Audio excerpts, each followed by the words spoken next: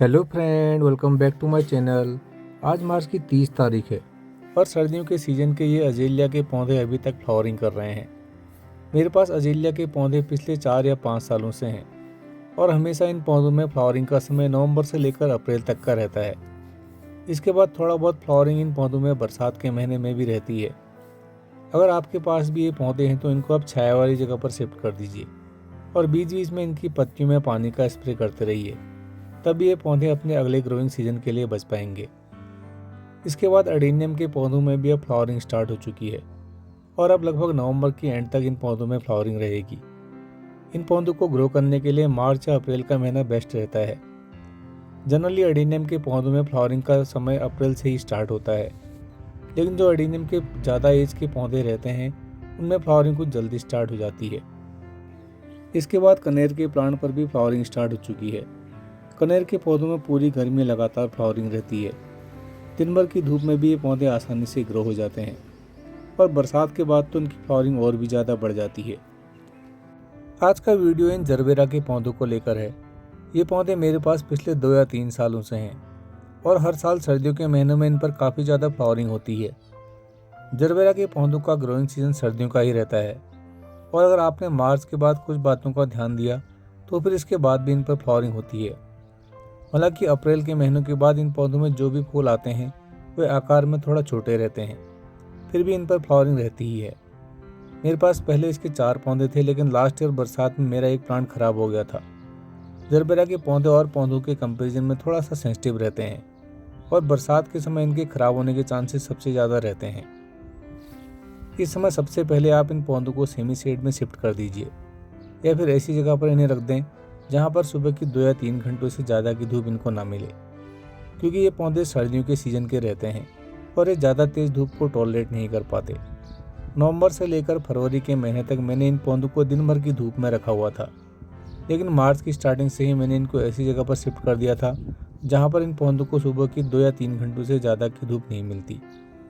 इस समय टेम्परेचर और भी ज़्यादा बढ़ गया है, इसलिए सबसे पहला काम इन पौधों को तेज़ गर्मी से बचाना है। इसके बाद पानी की बात करें तो इस समय इन पौधों को थोड़ा ज़्यादा पानी की ज़रूरत रहती है, क्योंकि अब दिन के समय तेज़ हवाएं चलती हैं, जिससे गमले की मिट्टी से पानी का इवेपोरेशन तेज़ी से होने लगता है और पानी की ज़्यादा कमी हो गई तो कभी कभी ये सेंसिटिव पौधे पूरी तरह ख़राब भी हो जाते हैं। इनको आप पानी इस तरीके से दीजिए कि जिससे पानी देने के बाद एक्स्ट्रा पानी गमले के ड्रेनेज होल से बाहर आ जाए। इस मेथड से पानी 3 या 4 दिन में बस एक बार ही देना है और बाकी दिनों में आप इनकी पत्तियों को भिगाते हुए गमले की मिट्टी के बस ऊपर से ही पानी दीजिए, क्योंकि अगर रोज़ रोज़ इनको गमला भर के पानी दे दिया जाएगा तो ये पौधे ओवरवाटरिंग से भी जल्दी ख़राब हो जाएंगे।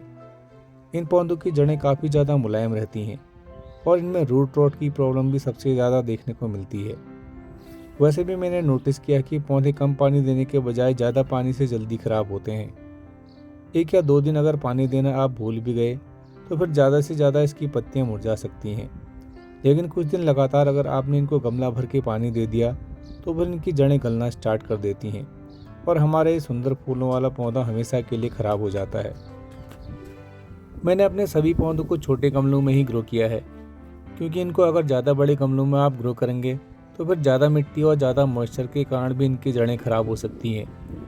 बड़े गमलों में जरबेरा के पौधों को ग्रो करने का तभी फ़ायदा है जब आपके ये पौधे ग्रीन नेट के नीचे रखे हों, लेकिन हर किसी के पास ग्रीन नेट नहीं रहती और सेमी शेड में रखने पर भी इन पौधों में हल्की धूप पड़ ही जाती है।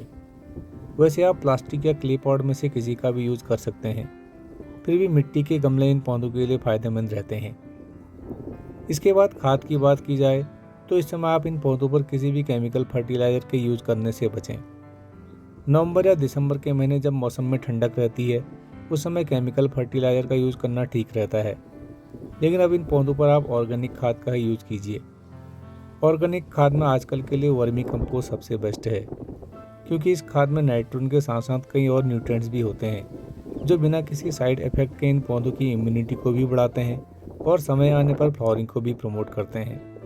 कई लोग इस समय केले के छिलकों की खाद को भी एक अच्छा ऑप्शन मानते हैं, लेकिन अगर ये खाद ठीक से डिकम्पोज न हुई हो तो इससे भी पौधों की फंगस लगने की प्रॉब्लम आती है।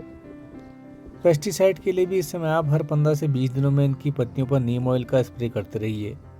बाकी अभी किसी भी केमिकल पेस्टिसाइड को यूज़ करने की ज़रूरत नहीं है, लेकिन मानसून के समय इन पौधों पर आपको फंजीसाइड का यूज़ भी करना पड़ेगा। ये समय ना इन पौधों को खरीदने का समय है और ना ही इनको प्रोपेगेट करने का।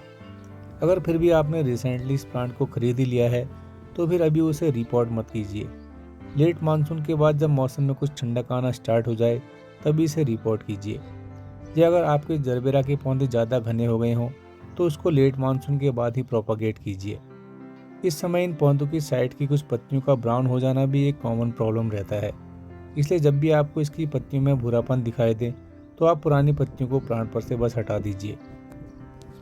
तो फ्रेंड, ये था जरबेरा की प्लांट की केयर से रिलेटेड आज का वीडियो। आई होप कि आज के इस वीडियो से आपको कुछ ना कुछ हेल्प ज़रूर मिली होगी। इस वीडियो से रिलेटेड किसी भी क्वेश्चन के लिए या फिर अपने ओर से किसी भी सुझाव के लिए कमेंट बॉक्स में अपनी राय जरूर शेयर कीजिएगा।